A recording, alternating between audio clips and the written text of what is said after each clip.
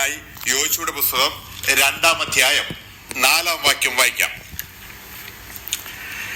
ആ സ്ത്രീ അവരെ രണ്ടുപേരെയും കൂട്ടിക്കൊണ്ടുപോയി ഒളിപ്പിച്ചിട്ട് അവർ എന്റെ അടുക്കൽ വന്നിരുന്നു, എങ്കിലും എവിടത്തുകാര് എന്ന് ഞാൻ അറിഞ്ഞില്ല.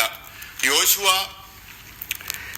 സിറ്റീമിൽ നിന്ന് രണ്ടുപേരെ യെരിഹോ പട്ടണം ഉറ്റുനോക്കുവാനായി പറഞ്ഞയച്ചു. ആ രണ്ടുപേരെ രാഹാബ് എന്ന പാപിയായ സ്ത്രീ അവളുടെ വീട്ടില് ഒളിപ്പിച്ച് താമസിപ്പിച്ചു. ആ ഒളിപ്പിച്ച് താമസിപ്പിച്ചപ്പോൾ തന്നെ ദൈവത്തിന് വേണ്ടി അവൾ ഒരു വലിയ കാര്യം ചെയ്തു. ആ വലിയ കാര്യം ചെയ്തപ്പോൾ അവളുടെ പേര് യേശു ക്രിസ്തുവിന്റെ വംശാവലി എഴുതിയപ്പോൾ മത്തായിയുടെ സുവിശേഷം 1-ാം അധ്യായം 5-ാം വാക്യത്തിൽ രാഹാബിന്റെ പേര് അവിടെ എഴുതി ചേർക്കുകയാണ്. നമ്മൾ ദൈവത്തിന് വേണ്ടി ഒരു കാര്യം ചെയ്യുമ്പോൾ ദൈവം നമുക്ക് വേണ്ടി വൻ കാര്യങ്ങളെ ചെയ്യുന്നതാണ് നമ്മളിവിടെ കാണുന്നത്. ആ പാപിയായ സ്ത്രീ അവള് കല്ലെറിഞ്ഞ് കൊല്ലേണ്ടവളാണ്. അവൾ ജീവിക്കുവാൻ ഒരു യോഗ്യതയും ഇല്ലാത്തവളാണ്. അങ്ങനെ ഒരു പാപിയായ സ്ത്രീ ദൈവത്തിന് വേണ്ടി ഒരു കാര്യം, ദൈവദാസന്മാരെ വീട്ടില് ഒളിപ്പിച്ച് സിറ്റീമിൽ വന്ന രണ്ടുപേരെ അവർ ഒളിപ്പിച്ച് താമസിപ്പിച്ചപ്പോൾ അവളെ ദൈവത്തിന്റെ വംശാവലിയില് ദൈവം എഴുതി ചേർക്കുകയാണ് ചെയ്തത്. ദൈവമക്കളെ, നമ്മുടെ ജീവിതയാത്രയില് നമുക്ക് ദൈവത്തിന് വേണ്ടി എന്തെങ്കിലും ചെയ്യുന്നു എങ്കിൽ ദൈവം അത് ഓർക്കുന്ന ദൈവമാണ്. അവളുടെ പാപങ്ങളെ മുഴുവനും ദൈവം കഴുകിക്കളഞ്ഞതായിട്ട് നാം അവിടെ കാണുകയാണ്. ആ പാപിയായ സ്ത്രീ അവളുടെ കുടുംബ ജീവിതം അവിടെ തുടങ്ങുകയാണ്. ആദ്യം ആ യേശുവിന് വേണ്ടി, ദൈവത്തിന് വേണ്ടി ഒരു കാര്യം ചെയ്തു. രണ്ടാമത് അവൾ വിശ്വാസത്തിന്റെ വാക്കുകൾ ഉരുവിടുകയാണ്. ഹല്ലേലൂയ. അവരോട് പറയുകയാണ്, യഹോവ ഈ ദേശം നിങ്ങൾക്ക് തന്നിരിക്കുന്നു, നിങ്ങളുടെ ഭീതി ഞങ്ങളുടെ മേൽ വീണിരിക്കുന്നു. ആ രണ്ടുപേരോട് പറയുകയാണ്, യെരിഹോ പട്ടണം ഉറ്റുനോക്കുവാൻ വന്നവരോട് പറയുകയാണ്, ഈ ദേശം ദൈവം നിങ്ങൾക്ക് തന്നിരിക്കുകയാണ്. ഹല്ലേലൂയ. അവൾ വിശ്വാസത്തിന്റെ വാക്കുകൾ ഉരുവിടുകയാണ്. ആദ്യം അവൾ ദൈവത്തിന് വേണ്ടി ഒരു കാര്യം ചെയ്തു. ദൈവദാസന്മാരെ ഒളിപ്പിച്ച് താമസിപ്പിച്ചു അവള്. രണ്ടാമത് അവള് വിശ്വാസത്തിന്റെ വാക്കുകൾ പറയുകയാണ്, ഈ ദേശം ദൈവം നിങ്ങൾക്ക് തന്നിരിക്കുന്നു, നിങ്ങളുടെ ഭീതി ഞങ്ങളുടെ മേൽ വീണിരിക്കുന്നു. ഹല്ലേലൂയ. നിങ്ങൾ മിസ്രയീമിൽ നിന്ന് പുറപ്പെട്ടപ്പോൾ യഹോവ നിങ്ങൾക്ക് വേണ്ടി ചെങ്കടലിലെ വെള്ളം വറ്റിച്ചതും യോർദാൻ കരയിൽ വെച്ച് നിങ്ങൾ നിർമൂലമാക്കിയ സീഹോൻ ഓഗ് എന്ന 2 അമ്മോന്യ രാജാക്കന്മാരെ ചെയ്തതും ഞങ്ങൾ കേട്ടു. ഹല്ലേലൂയ. നിങ്ങളുടെ ദൈവം സ്വർഗത്തിലും ഭൂമിയിലും ദൈവമാകുന്നു. ആകയാൽ ഞാൻ നിങ്ങളോട് ദയ ചെയ്ത് നിങ്ങളെ തണ്ടുകൾക്കിടയിൽ കൊണ്ടുപോയി ഒളിപ്പിച്ച് പാർപ്പിച്ചു. ഹല്ലേലൂയ. നിങ്ങളെ ഞാൻ രക്ഷിച്ചു. അതുകൊണ്ട് നിങ്ങൾ എനിക്ക് ഒരു കാര്യം ചെയ്യണം. ഹല്ലേലൂയ. ഈ ദേശം, യെരിഹോ പട്ടണം ദൈവം നിങ്ങൾക്ക് തന്നിരിക്കുകയാണ്. ഈ സ്ത്രീ, രാഹാബ് എന്ന സ്ത്രീ, ഒരു യഹൂദ സ്ത്രീയല്ല, ഒരു ദൈവ വിശ്വാസിയല്ല. പക്ഷേ അവൾ ദൈവത്തിന് വേണ്ടി ഒരു കാലെടുത്തു വെച്ചപ്പോൾ, അവൾ പാപിയായ ഒരു സ്ത്രീ ദൈവത്തിന് വേണ്ടി അവൾ ഒരു കാലെടുത്തു വെച്ചപ്പോൾ അവളുടെ പേര് ദൈവത്തിന്റെ വംശാവലിയിൽ എഴുതി ചേർക്കുകയാണ്. അവളുടെ മുഴുവൻ പാപങ്ങളും ദൈവം കടലിന്റെ ആഴങ്ങളിലേക്ക് എറിഞ്ഞു കളയുകയാണ്. നിന്റെ പാപം എത്ര കടിഞ്ഞുമൊപ്പായിരുന്നാലും ഹിമം പോലെ വെളുപ്പിക്കാമെന്ന് നമ്മളോട് പറഞ്ഞ ദൈവം ഈ പാപിയായ സ്ത്രീയെ, അവളുടെ പാവങ്ങളെ മുഴുവനും എറിഞ്ഞു കളയുകയാണ്. അങ്ങനെ അവള് ശിമിയോനെ വിവാഹം കഴിക്കുകയും അവളിൽ നിന്ന്, രാഹാബിൽ നിന്ന് ബോവസ് ഉളവാവുകയാണ്. ഹല്ലേലൂയ. ആ ബോവസിൽ നിന്ന് ബോവസ് രൂത്തിനെ വിവാഹം കഴിക്കുകയും രൂത്തിൽ നിന്ന് ഒബേദ് ഉണ്ടാവുകയും ചെയ്യുകയാണ്. ഒബേദിൽ നിന്ന് യെശയ്യാ ഉണ്ടായി, യെശയ്യായിൽ നിന്ന് ദാവീദ് ഉണ്ടായി. അങ്ങനെ യേശു ക്രിസ്തുവിന്റെ വംശാവലിയിൽ ഈ പാപിയായ സ്ത്രീ അവളുടെ ജീവിതത്തിൽ ഒരിക്കലും അവൾക്ക് ചിന്തിക്കുവാൻ കഴിയാത്ത ആ മേഖലകളിൽ അവൾ എത്തിച്ചേരുകയാണ്. ദൈവമക്കളെ, നമ്മൾ ദൈവത്തിന് വേണ്ടി ഒരു കാര്യം ചെയ്യുമ്പോൾ ദൈവം നമ്മുടെ പേര്, ഹല്ലേലൂയ, ദൈവത്തിന്റെ വംശാവലിയില് ദൈവത്തിന്റെ മക്കളായി ദൈവം നമ്മെ ചേർക്കുകയാണ്. നാം ദൈവത്തിന് വേണ്ടി ഒരു കാര്യം ചെയ്യുകയും വിശ്വാസത്തിന്റെ വാക്കുകൾ നമ്മൾ ഉരുവിടുകയും ചെയ്യുമ്പോൾ സ്വർഗത്തിൽ ദൈവത്തിന് അവിടെ ഇരിക്കുവാനായിട്ട് കഴിയില്ല. നമ്മളെ ചേർത്ത് പിടിക്കുന്ന ദൈവമാണ്. യഹോവയുടെ സകല വിശുദ്ധന്മാരും അവന്റെ കരങ്ങളിൽ ഇരിക്കുന്നു എന്ന് പറഞ്ഞതുപോലെ ദൈവത്തിന്റെ വചനത്തിൽ നമ്മൾ വായിക്കുകയാണ്. അതുകൊണ്ട് ഈ രാഹാബ് എന്ന സ്ത്രീയെ, ആ പാപിയായ സ്ത്രീയെ, അവളെ ദൈവത്തിന്റെ വംശാവലിയില് ദൈവം എഴുതി ചേർക്കുകയാണ്. അവളിൽ നിന്ന് ഉളവായതാണ് ബോവസ്. രൂത്തിന്റെ പുസ്തകം 2-ാം അധ്യായത്തില് ബോവസിനെ പറ്റി നമ്മൾ വായിക്കുമ്പോൾ ബോവസ് ഒരു മഹാധനികനായ മനുഷ്യനായിരുന്നു. ആ കാലഘട്ടത്തില് ഹല്ലേലൂയ രാഹാബിന്റെ മകനായ ബോവസ് മഹാധനികനായ മനുഷ്യനായിരുന്നു. അത് മാത്രമല്ല അവന് വളരെ ശാന്തനായിരുന്നു. ഹല്ലേലൂയ. ധനികനായ മനുഷ്യർക്കൊക്കെ പലപ്പോഴും അഹങ്കാരങ്ങൾ ഉണ്ടാവാറുണ്ട്. പക്ഷെ ബോവസിനെ സംബന്ധിച്ചോ അവന്റെ ജീവിതത്തിൽ ഒരിക്കലും അവൻ അഹങ്കാരമില്ലാത്ത മനുഷ്യനാണ്. അവന്റെ സംസാരങ്ങളൊക്കെ നമ്മൾ 2-ാം അധ്യായത്തിൽ വായിക്കുമ്പോൾ നമ്മൾ കാണുന്നു ഇത്രയ്ക്കും ഹല്ലേലൂയ അഹങ്കാരമില്ലാത്ത ഇത്രയും ധനികനായ മനുഷ്യൻ ഒരു അഹങ്കാരവുമില്ലാതെ എത്ര സൗമ്യനായി മറ്റുള്ളവരോട് സംസാരിക്കുന്നു എന്ന് നമ്മൾ കാണുന്നു. എന്താണ് അങ്ങനെ ബോവസ് അത്ര സൗമ്യനാവാൻ കാരണം? അവൻ പല മേഖലകളിലൊക്കെ ഇറങ്ങിച്ചെല്ലുമ്പോൾ അവനോട് ചോദിക്കും, ബോവസേ നീ രാഹാബിന്റെ മകളല്ലേ എന്ന് ചോദിക്കുമ്പോൾ അവൻ മുഖം താഴ്ത്തുകയാണ്. ഹല്ലേലൂയ. അവൻ ദൈവത്തിന്റെ സന്നിധിയിൽ നിന്ന് കരയും. എനിക്ക് ഇതിനൊന്നും യോഗ്യതയില്ല. പക്ഷെ ദൈവത്തിന്റെ വംശാവലിയിൽ വരുവാൻ ഞാൻ യോഗ്യനല്ല. പക്ഷേ എന്റെ അമ്മ എനിക്ക് വേണ്ടി വൻ കാര്യങ്ങളെ ചെയ്തു. ദൈവത്തിന് വേണ്ടി വൻ കാര്യങ്ങളെ ചെയ്തപ്പോൾ അമ്മയുടെ പേര് ദൈവത്തിന്റെ വംശാവലിൽ എഴുതി ചേർത്തു. അങ്ങനെ ദൈവം തലമുറയെ അനുഗ്രഹിച്ചു. ബോവസിനെ ദൈവം അനുഗ്രഹിച്ചു. ദൈവത്തിന്റെ വംശാവലിയില് ബോവസിനെ എഴുതി ചേർത്തു. ഹല്ലേലൂയ. ആ മഹാധനികനായ ഒരു ചാർച്ചക്കാരനാണ്, മഹാധനികനാണ് ബോവസ്. ഹല്ലേലൂയ. അവർ കൊയ്ത്തുകാരോട് സംസാരിക്കുന്നു കേട്ടോ.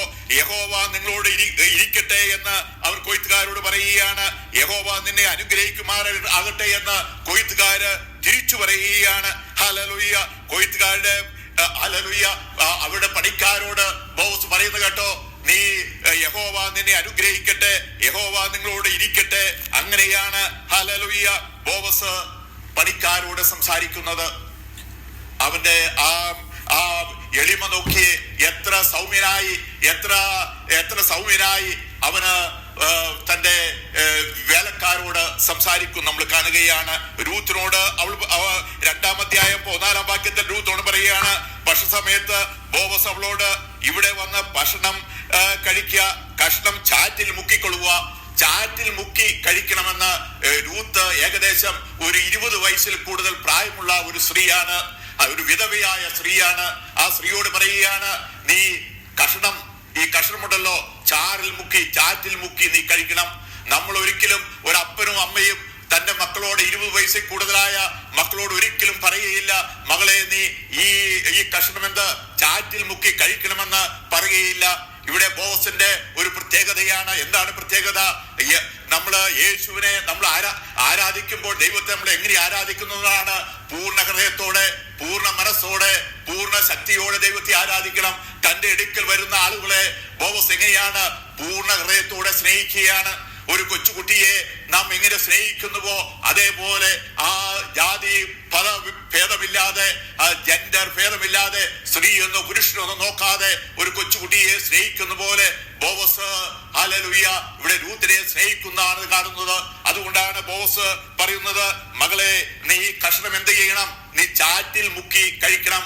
നമ്മൾ ഒരിക്കലും ഒരു 20 വയസ്സായ ഒരു സഹോദരിയോട് നമ്മൾ ഒരിക്കലും പറയുകയില്ല, നീ ചാറ്റിൽ മുക്കി കഴിക്കണം. ഒരപ്പനും അമ്മയും പറയുകയില്ല ചാറ്റിൽ മുക്കി കഴിക്കണമെന്ന്. ഹല്ലേലൂയ. ആ ബോവസിന്റെ ആ എളിമ നമ്മളവിടെ കാണുകയാണ്. അവനെപ്പോഴും ദൈവത്തിന്റെ സന്നിധിയിൽ നിന്ന് ജീവിക്കുന്നതാണ് ബോവസ്. രൂത്തിന്റെ പുസ്തകത്തിൽ നമ്മൾ വായിക്കുമ്പോൾ ആ ദൈവത്തിന്റെ സന്നിധിയിൽ നിന്ന് ഓടിപ്പോയ നവോമി, ഹല്ലേലൂയ, നവോമിയും ഏലിമലേക്കും 2 മക്കളായ മഹ്ലോനും കിലെയോനും ഹല്ലേലൂയ അപ്പത്തിന്റെ നാടായ ബേത്ലേഹേമിൽ നിന്ന് അവർ ദൈവത്തിന്റെ സന്നിധിയിൽ നിന്ന് ഓടിപ്പോയി. ദൈവത്തിന്റെ സന്നിധിയിൽ നിന്ന് അവർ ഓടിപ്പോയപ്പോൾ അവർക്ക് എല്ലാം നഷ്ടപ്പെട്ടു. തന്റെ ഭർത്താവായ ഏലിമലേക്ക് നഷ്ടപ്പെട്ടു പോയി. തന്റെ മക്കളായ കിലെയോനും മഹ്ലോനും മരിച്ചുപോയി. ഹല്ലേലൂയ. അവർ മക്കളെ വിവാഹം കഴിച്ചത് ഹല്ലേലൂയ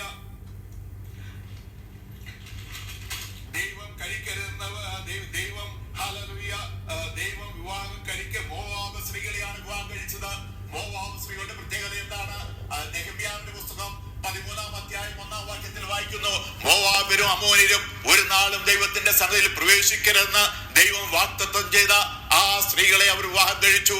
ദൈവമക്കൾക്ക് ദൈവം പ്രമാണം കൊടുത്തപ്പോൾ അന്യജാതിക്കാരായ സ്ത്രീകളെ വിവാഹം കഴിക്കരുതെന്ന് ദൈവം വാഗ്ദത്തം ചെയ്തതാണ്. അതുകൊണ്ടാണ് ഇബ്രാഹിം തന്റെ മകനായ ഇസാക്കിന് ഭാര്യയെ എടുത്തപ്പോൾ ഹല്ലേലൂയ കനാന്യ സ്ത്രീകൾ എടുക്കാത്തത് സ്വന്തം ദേശത്തിലേക്ക് പോവുകയാണ്. ഹല്ലേലൂയ അന്യ സ്ത്രീകളെ വിവാഹം കഴിച്ചു. അത് ഒരു തെറ്റായിപ്പോയി. ദൈവമക്കൾക്ക് ഒരിക്കലും അന്യ സ്ത്രീകളെ വിവാഹം കഴിക്കുവാൻ, ദൈവമക്കളല്ലാത്തവരുടെ വിവാഹം കഴിക്കുവാൻ ദൈവം പ്രമാണം കൊടുത്തിട്ടില്ല. കാരണം നമുക്കറിയാം, ശലോമോന്റെ ജീവിതയാത്രയില് ശലോമോൻ ഫറവോന്റെ മകളവരെ വിവാഹം കഴിച്ചപ്പോൾ അവന്റെ അവസാന കാലഘട്ടങ്ങളിൽ ആ സ്ത്രീ അവരെ ദൈവസന്നിധിയിൽ നിന്ന് മാറ്റിയതായിട്ട് ദൈവത്തിന്റെ വചനത്തിൽ നമ്മൾ വായിക്കുകയാണ്. ഇവിടെ അങ്ങനെ അവര് ചെയ്തുകൊണ്ട് ഹല്ലേലൂയ അവരുടെ ജീവിതത്തിൽ അവർക്ക് നഷ്ടങ്ങളാണ് ഉണ്ടായത്. അതുകൊണ്ട് നവോമി പറയുകയാണ്, ഞാൻ നിറഞ്ഞവളായി വന്നു, ഞാൻ ഒഴിഞ്ഞവളായി പോകുന്നു. എന്റെ ഭർത്താവ് മരിച്ചു, എന്റെ 2 മക്കളും എന്നെ വിട്ടുപോവുകയാണ്. ഹല്ലേലൂയ രൂത്ത് ഈ ദൈവത്തെ പറ്റി രൂത്ത് അറിഞ്ഞപ്പോൾ രൂത്ത് പറയുകയാണ് ഹല്ലേലൂയ അമ്മായിയോട് പറയുകയാണ്, ഹല്ലേലൂയ നിന്നെ വിട്ടുപിരിയുവാനും നിന്റെ കൂടെ വരാതെ മടങ്ങി പോകുവാൻ എന്നോട് പറയരുത്. നീ പോകുന്നിടത്ത് ഞാനും പോരും, നീ പാർക്കുന്നിടത്ത് ഞാനും പാർക്കും. നിന്റെ ജനം എന്റെ ജനം, നിന്റെ ദൈവം എന്റെ ദൈവം. നീ മരിക്കുന്നിടത്ത് ഞാനും മരിച്ച് അടക്കപ്പെടും. ഹല്ലേലൂയ ആ രൂത്ത് ഹല്ലേലൂയ അമ്മായിയോട് പറ്റിച്ചേർന്നിരിക്കുകയാണ്. അമ്മായിയുടെ ദൈവത്തെ പറ്റി രൂത്ത് അറിഞ്ഞപ്പോൾ ഈ ദൈവത്തോട് എന്ത് വില കൊടുത്തും ഈ ദൈവത്തോട് എനിക്ക് പറ്റിച്ചേർന്ന് ഇരിക്കണം. ഈ ദൈവമാണ് എന്റെ ദൈവം, അഖിലാണ്ടത്തെ ഉളവാക്കിയ ദൈവം, ഒറ്റവാക്കിനാൽ പ്രപഞ്ചത്തെ ഉണ്ടാക്കിയ ദൈവം. ഈ ദൈവത്തോട് ചേർന്നിരിക്കണമെന്ന് രൂത്ത് ഒരു തീരുമാനമെടുത്തപ്പോൾ രൂത്തിന്റെ പേര് വിശുദ്ധ വചനത്തിൽ എഴുതി ദൈവത്തിന്റെ വംശാവലിയിൽ രൂത്തിന്റെ പേര് എഴുതി ചേർത്തു. നമ്മൾ ദൈവം പറഞ്ഞതാണ്, വ്യാജം പറയുവാൻ ദൈവം മനുഷ്യനല്ല, അനുദപിക്കുവാൻ ദൈവം മനുഷ്യപുത്രനുമല്ല. ആകാശം ഭൂമിക്കും ഇത് ഉയർന്നിരിക്കുന്ന പോലെ അവന്റെ ദയ അവന്റെ ഭക്തന്മാരോട് വലുതാണല്ലോ. ഹല്ലേലൂയ രൂത്ത് ഒരു തീരുമാനമെടുത്തു, ദൈവം പറഞ്ഞതാണ് ഞങ്ങളുടെ വംശം മോവാബിരും അമോര്യരും ഒരു നാളും ദൈവത്തിന്റെ സന്നിധിയിൽ പ്രവേശിക്കരുതെന്ന് ദൈവം പറഞ്ഞതാണ്. പക്ഷേ ഈ രൂത്ത് ദൈവത്തിന്റെ സന്നിധിയിൽ അടുത്തു വന്നപ്പോൾ ദൈവം പറഞ്ഞതിനെല്ലാം ദൈവം മാറ്റി എഴുതി രൂത്തിനെ ദൈവത്തിന്റെ വംശാവലിയിൽ ദൈവം അംഗമാക്കി തീർത്തു. നമ്മളുടെ പാപം എത്ര കടുചുവപ്പായിരുന്നാലും അത് ഹിമം പോലെ വെളുപ്പിക്കാമെന്ന് നമ്മളോട് വാഗ്ദത്തം ചെയ്ത ദൈവമാണ് നമ്മുടെ ദൈവം. അവൻ കടലിന്റെ ആഴങ്ങളിലേക്ക് നമ്മുടെ പാപങ്ങളെ വലിച്ചെറിഞ്ഞു കളഞ്ഞ് നമ്മളെ ശുദ്ധീകരിക്കുന്നവനാണ് നമ്മുടെ ദൈവം. രൂത്തിനെ ദൈവം ശുദ്ധീകരിച്ചു. രാഹാബ് എന്ന ആ പാപിയായ സ്ത്രീയെ ദൈവം കഴുകി വെടിപ്പാക്കി ദൈവത്തിന്റെ സന്നിധിയില് ദൈവത്തിന്റെ വംശാവലിയില് ദൈവം ചേർത്തെടുക്കുകയാണ്. നമുക്ക് ലൂക്കോസിന്റെ സുവിശേഷം 7-ാം അധ്യായം 36-ാം വാക്യത്തിൽ നമ്മൾ വായിക്കുമ്പോൾ അവിടെ നമുക്ക് കാണുകയാണ്, പരീശന്മാരെ ഒരുത്തൽ തന്നോടുകൂടെ ഭക്ഷണം കഴിക്കുവാനായി യേശുവിനെ ക്ഷണിക്കുകയാണ്. ആ പരീശന്റെ വീട്ടിൽ ഭക്ഷണത്തിരുന്നപ്പോൾ പട്ടണത്തിൽ പാപിയായ ഒരു സ്ത്രീ അവൻ പരീശന്റെ വീട്ടിൽ ഭക്ഷണത്തിരിക്കുന്നു അറിഞ്ഞ് ഒരു വെൺമൽ പരിമൃതലയം കൊണ്ടുവന്നു. ഇവിടെ ഈ പാപിയായ സ്ത്രീനെ ആരും വിളിച്ചില്ല. യേശു ക്രിസ്തുവിനെ വിളിച്ചത് പരീശനാണ്. പരീശൻ യേശുവിനെ വിളിച്ചപ്പോൾ യേശുവിന്റെ വർത്തമാനം കേട്ട യേശു ഇവിടെ ഉണ്ടെന്നറിഞ്ഞ് അവൾ ആവശ്യത്തോടെ ഓടിച്ചെല്ലുകയാണ്. അവൾക്ക് യേശുവിന്റെ മുമ്പിൽ ഇരിക്കുവാൻ അവൾക്ക് കഴിയില്ല. കാരണം അവൾ ഒരു പാപിയായ സ്ത്രീയാണെന്ന് ദൈവത്തിന്റെ വചനത്തിൽ അവിടെ എഴുതിയിരിക്കുകയാണ്. ഹല്ലേലൂയ അവൾ യേശുവിന്റെ പിറകിൽ എന്ന ദൈവത്തിന്റെ വചനത്തിൽ എഴുതിയിട്ടുണ്ട്. യേശുവിന്റെ പിറകില് അവന്റെ കാൽക്കൽ കരഞ്ഞുകൊണ്ട് കണ്ണുനീർ കൊണ്ട് അവളുടെ കാല് നനച്ചു തുടങ്ങി. തലമുടി കൊണ്ട് തുടച്ചു, കാൽ ചുംബിച്ചു, തൈലം പൂശി. ഹല്ലേലൂയ യേശുവിന്റെ ആ പാപിയായ സ്ത്രീ യേശുവിന്റെ പിറകിലിരുന്ന് യേശുവിന്റെ മുമ്പിലിരിക്കുവാൻ അവൾക്ക് യോഗ്യതയില്ല.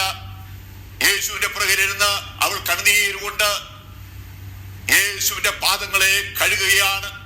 അവളുടെ തലമുടി കൊണ്ട് അവൾ തുടക്കുകയാണ്.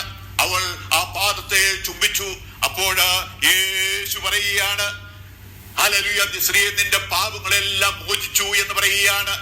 ഈ പരീശൻ പറയുന്നു, ഇവൻ ഒരു പ്രവാചകനായിരുന്നുവെങ്കിൽ തന്നെ തൊടുന്ന സ്ത്രീ ആരെന്നും എങ്ങനെയുള്ളവരെന്നും അവൻ അറിയുമായിരുന്നു. ഹല്ലേലൂയ അപ്പോൾ ഈ പരീശന് യേശുവിൽ വിശ്വാസമില്ല. പരീശൻ എന്താണ്, തന്റെ വീട്ടിലാണ് യേശു ഭക്ഷണം കഴിക്കുന്നത് എന്ന് മറ്റുള്ളവർ അറിയുവാൻ വേണ്ടി ഒരു പ്രസക്തിക്ക് വേണ്ടിയാണ് അവൻ ഈ പരീശൻ യേശുവിനെ ക്ഷണിച്ചത്. ഈ പരീശന് ഒരു അനുഗ്രഹവും കിട്ടിയതായി നമ്മളുടെ കാണുകയില്ല. പരീശന് യേശുവിൽ വിശ്വാസമില്ല. ഈ ആവശ്യബോധത്തോടെ യേശുവിന്റെ കാൽക്കൽ വന്നിരുന്ന ആ പാപിയായ സ്ത്രീ കരഞ്ഞപ്പോൾ അവളുടെ പാപങ്ങളെ ദൈവം മാറ്റിക്കളഞ്ഞു. ദൈവമക്കളെ, നമ്മുടെ ജീവിതയാത്രയിൽ ഹല്ലേലൂയ നമുക്ക് യേശുവിന്റെ പാദപീഠത്തിൽ നിന്ന് കരയുവാൻ നമുക്കൊരു മനസ്സുണ്ടോ? നമുക്ക് ജീവിതത്തിൽ എത്ര പാപങ്ങൾ ഉണ്ടെങ്കിലും അത് മുഴുവൻ മാറ്റിത്തന്ന് നമ്മെ ഹിമം പോലെ വെളുപ്പിക്കുവാൻ ദൈവം ശക്തനാണ്. നമുക്ക് അവന്റെ പാദപീഠത്തിൽ ചേർന്ന് എന്ന് നമുക്ക് കരഞ്ഞ് നമ്മുടെ പാപങ്ങളെ ഏറ്റുപറഞ്ഞ് ഹല്ലേലൂയ നമ്മളെ സൃഷ്ടിച്ച ദൈവം, ഒരു വാക്കിനാൽ പ്രപഞ്ചത്തെ ഉളവാക്കിയ ദൈവം, അഖിലാണ്ടത്തെ സൃഷ്ടിച്ച ദൈവം നമ്മുടെ ദൈവമാണ്. അവനെ പൂർണ്ണ ഹൃദയത്തോടെ ആരാധിക്കുകയും പൂർണ്ണ മനസ്സോടെ അവനെ സേവിക്കുകയും പൂർണ്ണ മനസ്സോടെ അവനെ ആരാധിക്കുകയും ചെയ്യുന്നുവെങ്കിൽ ദൈവം നമുക്ക് വേണ്ടി അത്ഭുതങ്ങളെ പ്രവർത്തിക്കുന്ന ദൈവമാണ്. അവൻ അത്ഭുത മന്ത്രി, വീരനാം ദൈവം, നിത്യപിതാവ്, സമാധാനത്തിന്റെ പ്രഭുവാണ് നമ്മുടെ ദൈവം. ആ ദൈവത്തെ നമുക്ക് ആരാധിക്കുവാൻ, ആ ദൈവത്തിന്റെ വചനങ്ങളെ നമ്മൾ ഉരുവിടുവാൻ, നമ്മൾ വിശ്വാസത്തിന്റെ വാക്കുകൾ നമുക്ക് പറയുവാൻ നമുക്ക് മനസ്സുണ്ടോ? പ്രവർത്തിക്കുവാൻ എന്റെ ദൈവം ശക്തനാണ്. അവൻ അത്ഭുതങ്ങളെ പ്രവർത്തിക്കുന്ന ദൈവമാണ്. ഹല്ലേലൂയ. ഈ രൂത്തിന്റെ ജീവിതത്തിൽ അവൾക്ക് ഒരിക്കലും യേശുവിന്റെ വംശാവലിയിൽ വരുവാൻ ഒരിക്കലും അവകാശമില്ലാത്തവളാണ്. പക്ഷേ ദൈവം അവളെ ആക്കി. രാഹാബിന്റെ ജീവിതത്തിൽ ദൈവത്തിന്റെ വംശാവലിയിൽ വരുവാൻ ഒരിക്കലും അവകാശമില്ലാത്തവളാണ്. അന്യ സ്ത്രീയാണ്, യഹൂദ സ്ത്രീ അല്ല. അവൾ പാപിയായ സ്ത്രീയാണ്. അവളെ കല്ലെറിഞ്ഞു കൊല്ലേണ്ടവളാണ്. ജീവിക്കുവാൻ, ആ കാലഘട്ടത്തിന്റെ പ്രമാണമനുസരിച്ച് ജീവിക്കുവാൻ യാതൊരു യോഗ്യതയുമില്ലാത്ത സ്ത്രീയാണവൾ. പക്ഷേ അവളെ ദൈവം മാറോട് ചേർത്ത് പിടിച്ച് യേശുവിന്റെ വംശാവലിയിൽ ദൈവം അംഗമാക്കി. നമുക്ക് നമ്മുടെ കുറിവാക്യത്തിലേക്ക് വരാം. ഹല്ലേലൂയ. ആ സ്ത്രീയെ അവർ രണ്ടുപേരെയും കൂട്ടിക്കൊണ്ടുപോയി ഒളിപ്പിച്ച് അവർ എന്റെ അടുക്കൽ വന്നിരുന്നുവെങ്കിലും എവിടുത്തുകാരെന്ന് അറിഞ്ഞില്ല. ഹല്ലേലൂയ. യെരിഹോ രാജാവ് യെരിഹോ പട്ടണം വെച്ച് നോക്കുവാൻ വന്ന് അവരെ യെരിഹോ രാജാവ് വന്ന് അന്വേഷിക്കുകയാണ്. അന്വേഷിച്ചപ്പോൾ ഹല്ലേലൂയ പറയുകയാണ്, അവർ രണ്ടുപേരും എന്റെ അടുക്കൽ വന്നിരുന്നു, പക്ഷേ എവിടുത്തുകാരാണെന്ന് എനിക്ക് അറിയില്ല. അവരെ ചണത്തണ്ടുകൾക്കിടയിൽ കൊണ്ടുപോയി ഒളിപ്പിച്ച് അവരെ രക്ഷിക്കുകയാണ്. അവരുമായിട്ട് അവൾ ഉടമ്പടി ചെയ്യുകയാണ്. ഹല്ലേലൂയ. ഈ രാജ്യം, യെരിഹോ പട്ടണം നിങ്ങൾക്ക് തരും. നിങ്ങൾക്ക് തരുമ്പോൾ ഒരു കാര്യം ചെയ്യണം. എന്റെ അപ്പനുണ്ട്, എന്റെ അമ്മയുണ്ട്, എന്റെ സഹോദരന്മാരുണ്ട്, എന്റെ സഹോദരിമാരുണ്ട്. അവരെയെല്ലാം നിങ്ങൾ രക്ഷിക്കണമെന്ന് ഹല്ലേലൂയ അവരുമായി ഉടമ്പടി ചെയ്യുകയാണ്. അങ്ങനെ അവളുടെ ദീർഘവീക്ഷണം നോക്കി, അവൾ എത്ര ക്രാന്തദർശിയാണെന്ന് നോക്കി അവൾ ഉടമ്പടി ചെയ്ത് അവളുടെ കുടുംബത്തെ അവൾ രക്ഷിക്കുകയാണ്. ആ പാപിയായ സ്ത്രീ തന്റെ കുടുംബത്തെ മുഴുവനായി രക്ഷിച്ചു. യെരിഹോ പട്ടണത്തിലുള്ള ബാക്കിയുള്ള എല്ലാവരെയും യോശുവയുടെ നേതൃത്വത്തിൽ പട്ടണം പിടിച്ചപ്പോൾ എല്ലാവരെയും കൊന്നുകളഞ്ഞപ്പോൾ ഈ ഒരു കുടുംബം, രാഹാബിന്റെ കുടുംബം മാത്രമാണ് രക്ഷപ്പെട്ടത്. ഹല്ലേലൂയ. ദൈവമക്കളെ, നമ്മുടെ ജീവിതയാത്രയിൽ ഉടനീളം നമ്മൾ എത്ര പാപിയാണെങ്കിലും, എത്ര മാത്രം ദൈവത്തിൽ നിന്ന് നമ്മൾ അകന്നു പോയതാണെങ്കിലും, ഇന്ന് ഈ നിമിഷം ദൈവത്തിലേക്ക് നമുക്ക് തിരിഞ്ഞു വരുവാൻ നമുക്കൊരു മനസ്സുണ്ടോ? ദൈവം നമ്മെ ചേർക്കുവാൻ സന്നദ്ധനാണ്. ഈ വചനങ്ങളാൽ പിതാവിന്റെയും പുത്രന്റെയും പരിശുദ്ധാത്മാവിന്റെ നാമത്തിൽ എല്ലാവരെയും അനുഗ്രഹിക്കുന്നു. സ്തോത്രം.